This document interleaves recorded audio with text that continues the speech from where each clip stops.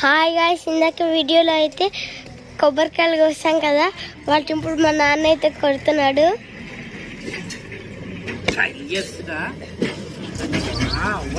మనకి ప్రాక్టీస్ లేదు కదా, ఎలా కొడతారు చూడండి గాయ్స్, చూడండి ఎట్లా తెగిందో చూడండి.